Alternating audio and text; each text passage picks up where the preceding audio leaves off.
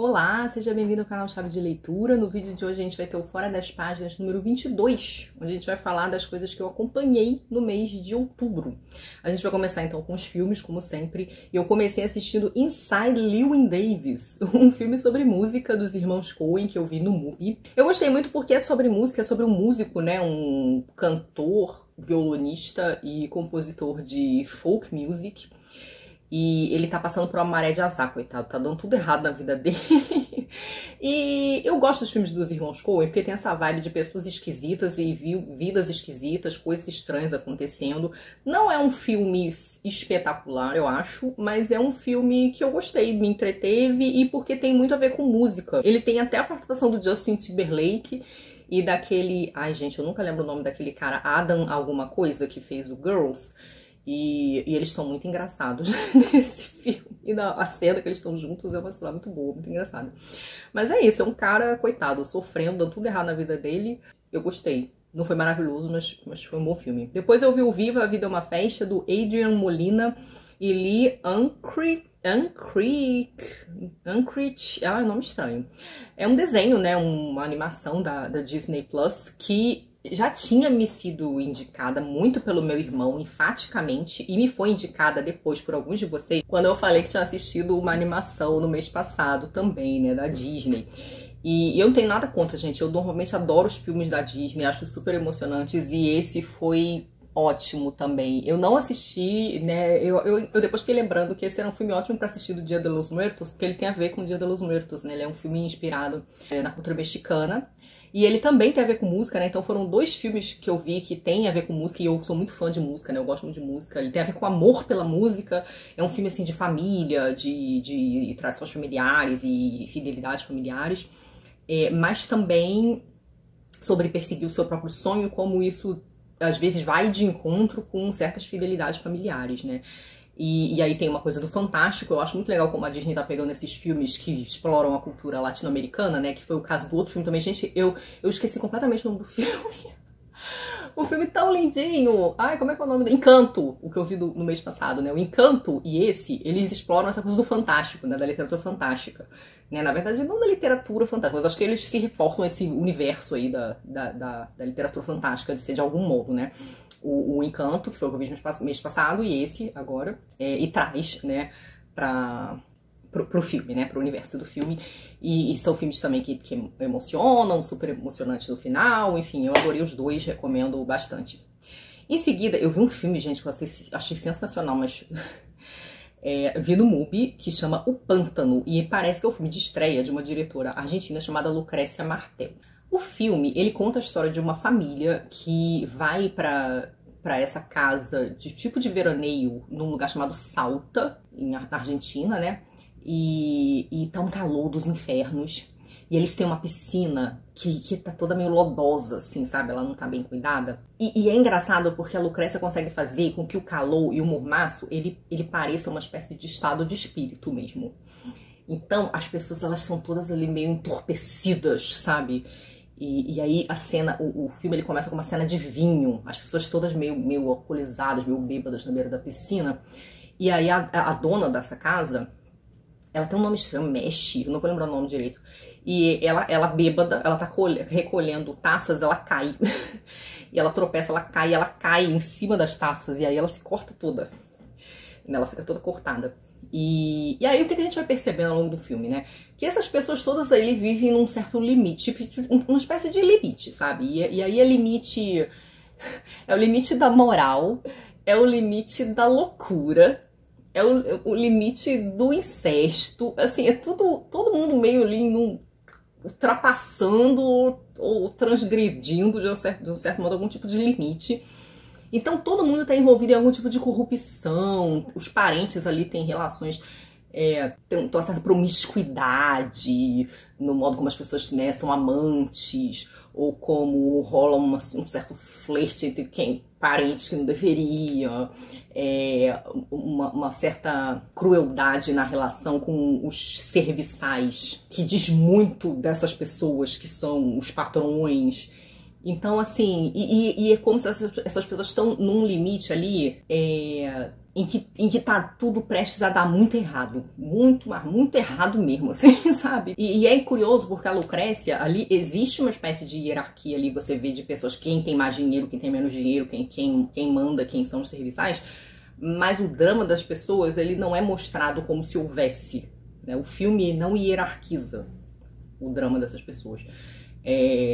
Mas é isso, assim, essa situação. O filme ele consegue causar essa impressão de entorpecimento e de lentidão, uma coisa meio, a ideia de pântano, de uma coisa meio lodosa, meio úmida, sei lá.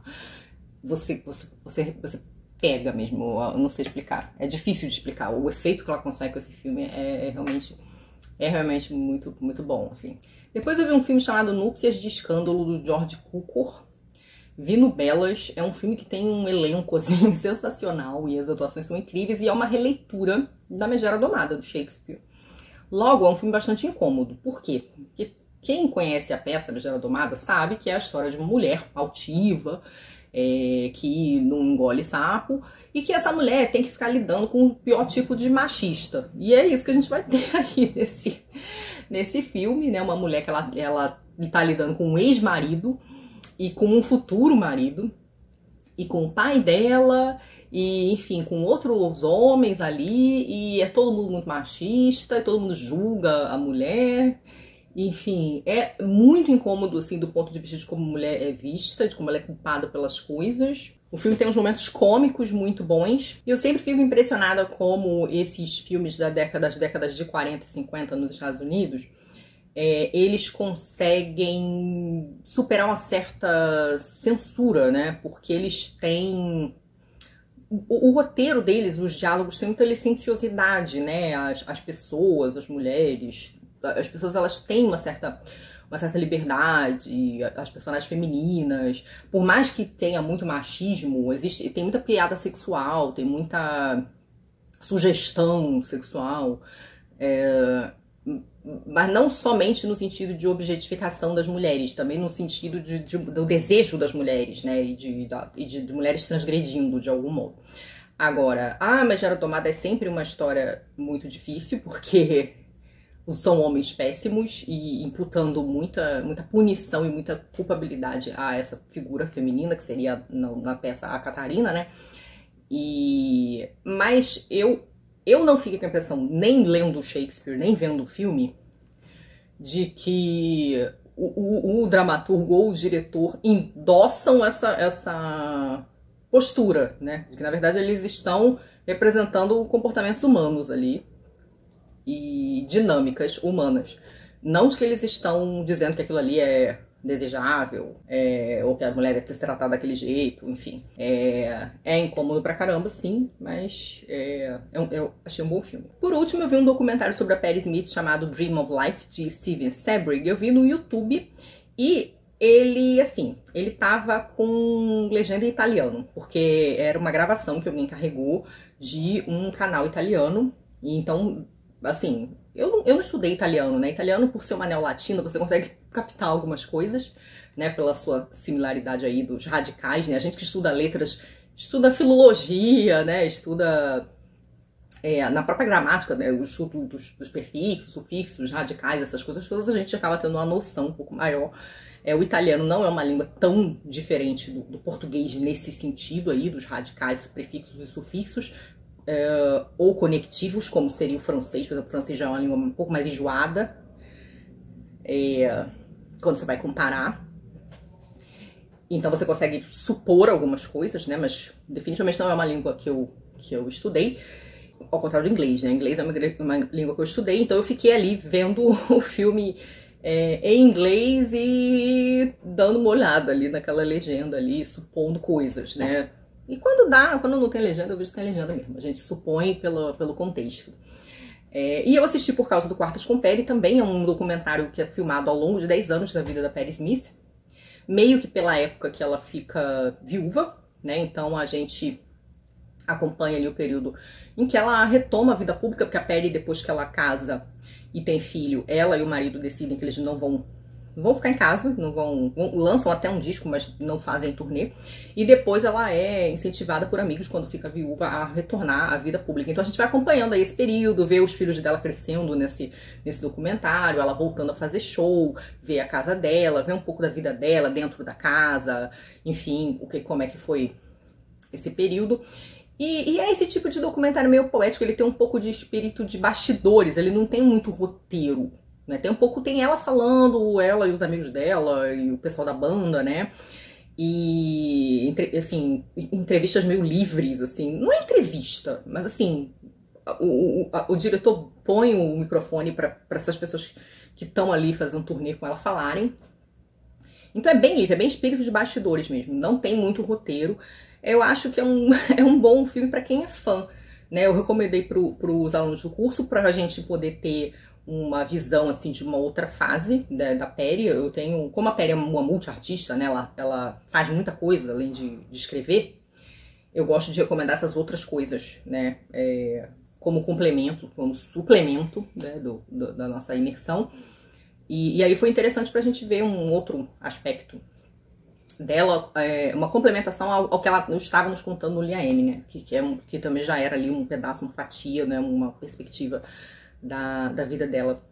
E foi bacana. Eu sou fã da Perry, né? Então qualquer coisa que envolva a Perry eu gosto de acompanhar. E aí agora falando das séries, seguindo nesse movimento Perry Smithiano, eu fui ver a série que a Perry comenta tanto no Linha M, né? Que é o livro que eu abri o mês lendo, né? Comentei lá no Livros Lidos.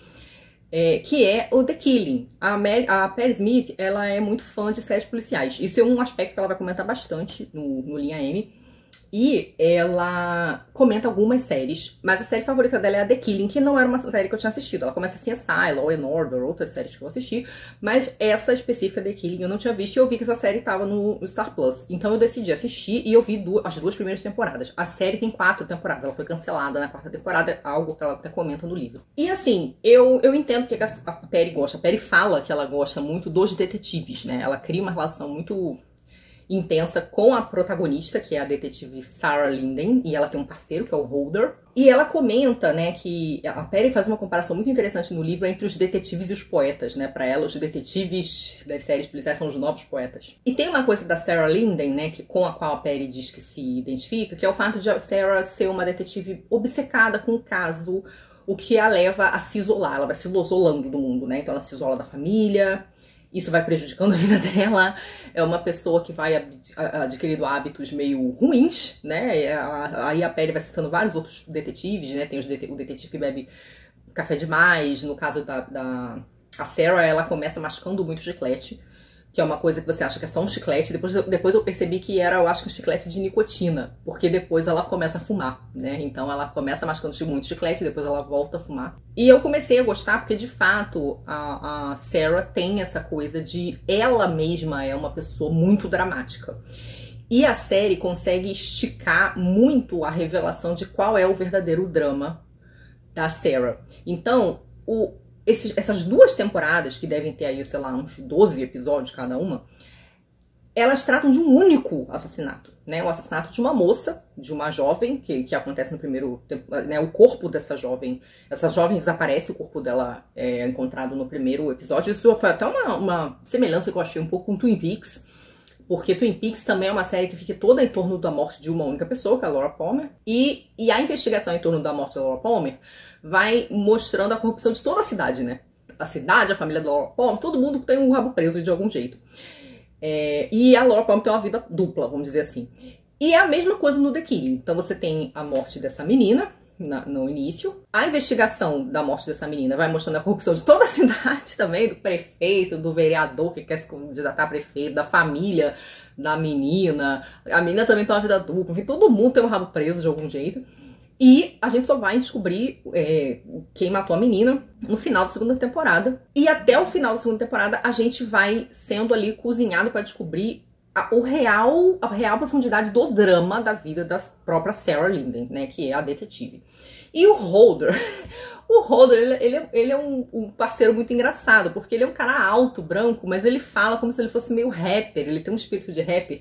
Tem até um determinado momento que um dos personagens lá, que é um cara que ele tá interrogando lá, é um dos suspeitos, se refere a ele como Eminem. Ele, esse Eminem aí veio me interrogar, né? Porque é, tipo assim, o rapper branco, né? Ele tem esse espírito, ele se sente o rapper, mas ele é todo brancão e tal. E ele tem uma coisa meio de gingado, ele é muito engraçado. O Holder é uma figura muito engraçada. Então eles acabam sendo uma dupla de detetives que tem muito carisma, né? Eu acho que ela, pela dor, né, por ser essa pessoa muito angustiada, muito, né, quase maldita, coitada, a Sarah, né, uma vida toda ferrada desde o início, e ele por ser essa pessoa muito irreverente, piadista, meio de bem com a vida, meio sacana, uma mistura de sacana com piadista, sabe? Eles acabam se tornando uma dupla muito interessante. No entanto, a série cai muito nos defeitos normais de série policial, que é ficar acrescentando, porque assim, série de suspense, normalmente a gente se empolga quando o culpado é alguém que já aparece no início da série, né? E não é que isso não vai acontecer nessa série. A questão é que começam a aparecer outros personagens, aí você começa a ficar irritado. Porque a possibilidade de você começa a desconfiar de um, desconfiar de outro, todo mundo se torna suspeito nessa série. E até o ponto de aparecer pessoas que não estavam na série. E aí você fica, meu Deus do céu. Aí você começa a se sentir meio trapaceado, sabe?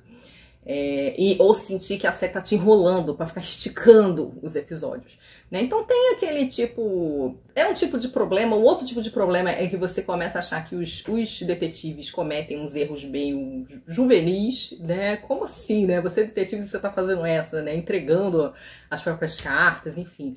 É o tipo de erro, de problema clássico desse gênero, né? Que já é até um clichê, que acaba sendo muito verossímil. Mas do ponto de vista, acho que da construção dos personagens, existe esse carisma, né, que faz com que você se interesse. Tanto que eu agora já tô até vendo a terceira temporada, que, pelo que eu percebi, vai, né, já foi resolvido lá o crime da morte da primeira moça, e agora está aparecendo que é uma situação de serial killer de prostitutas juvenis, né? Prostitutas adolescentes. Parece que a partir de agora esse é o problema da terceira temporada em diante. Já sei que a série vai acabar na quarta temporada. E é isso, tô acompanhando, tô gostando. Os episódios têm assim 45 minutos, é uma série legal de assistir na hora do almoço ou antes de dormir, assim. Uma outra série que eu assisti foi Corpus, no Netflix. Essa foi uma série que eu maratonei, coisa que eu não costumo fazer. É uma série de viagem no tempo. Ela é uma série bem interessante, tá? Ela, assim, vou tentar sintetizar o roteiro. Ela se passa em linhas temporais diferentes, né? Acho que década de 40. Ai, será que eu vou lembrar todas? Não vou lembrar, gente. Eu sei que uma é 2023, a outra é década de 40. A outra é futuro. É tipo 2050 e pouco, eu acho. E o que acontece? Numa mesma viela, assim, no mesmo beco em Londres, aparece um corpo de um homem pelado. Esse cara tem ferimentos específicos. E um policial, né, em cada uma dessa época, um detetive, um policial, vai ficar encarregado dessa investigação. E esses acontecimentos, eles estão ligados, né? Então, assim, não dá pra falar mais muita coisa, né? Não dá pra falar mais muita coisa. Eu gostei. Eu achei o roteiro bem construído, as atuações boas, a ponto de eu querer maratonar, coisa que não é uma coisa que eu normalmente faça. Eu só tenho achado esses programas de viagem no tempo meio parecidos. E, assim, as premissas, as justificativas. Quem assistiu Dark, aquela série alemã, vai achar tudo muito parecido, tá? Eu acabei achando tudo muito parecido.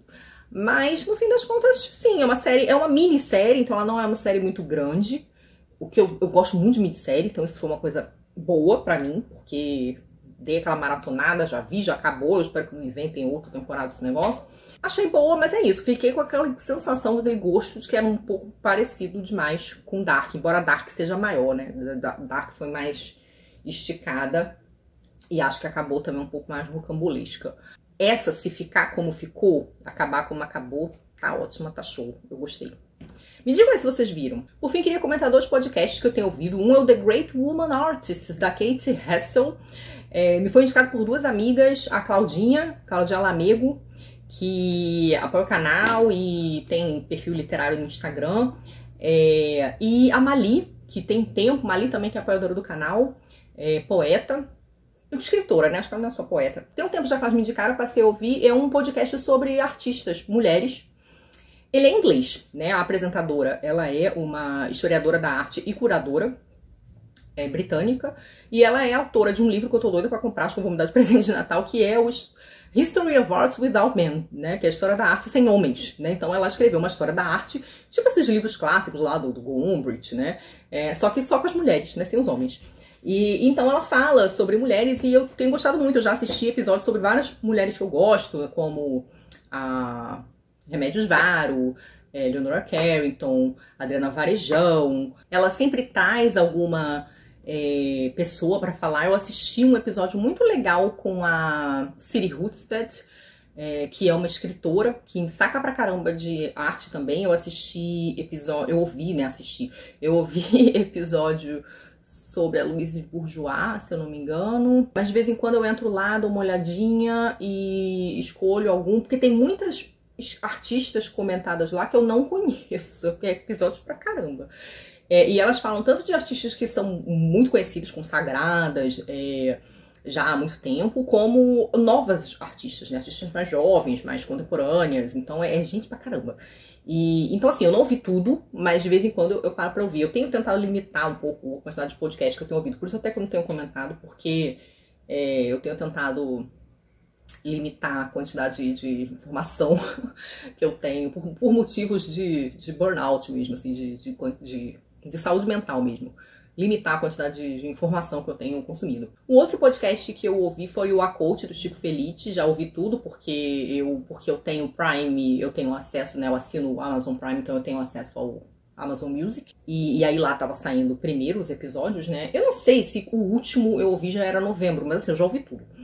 E ele é sobre uma menina... Gente, eu não tinha ouvido falar dessa moça até o podcast, porque parece que ela foi assim, um fenômeno da internet, que é a tal da Cate Torres, né? Que é uma moça, o que eu achei interessante nessa história é que a moça, ela é uma história sobre esse tipo de pessoa que tem um poder de convencimento muito grande. E tem surgido muitas histórias sobre essas pessoas, né? Pessoas que te convencem a fazer alguma coisa porque elas têm uma lábia, né, surreal. E essa moça, ela começou como modelo e ela ficou associada ao Leonardo DiCaprio, porque um dia ela estava numa mesma festa lá com ele. Ela ficou conhecida como a namorada do Leonardo DiCaprio, sendo que ninguém sabe se ela era realmente a namorada do Leonardo DiCaprio.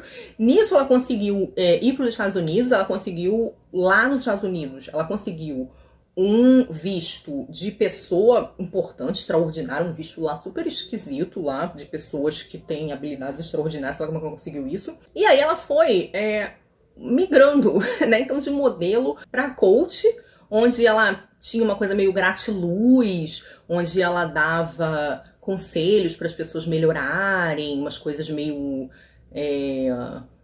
de energia positiva, escrever um livro dizendo que ela ouvia vozes. Ela conseguia vender, aparentemente dizer que ela fazia mais, alcançava mais efeitos do que ela realmente conseguia, ou que ela tinha melhores relações do que ela realmente conseguia.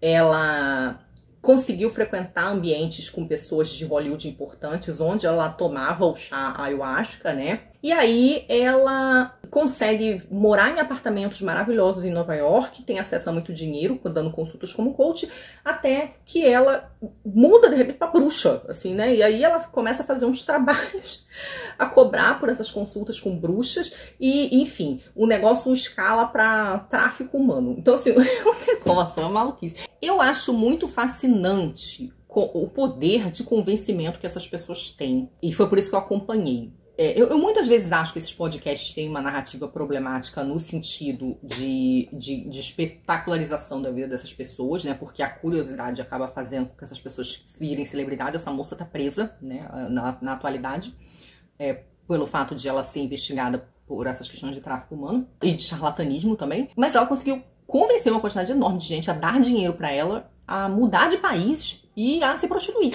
né? Então, assim, como que essa criatura conseguiu fazer isso?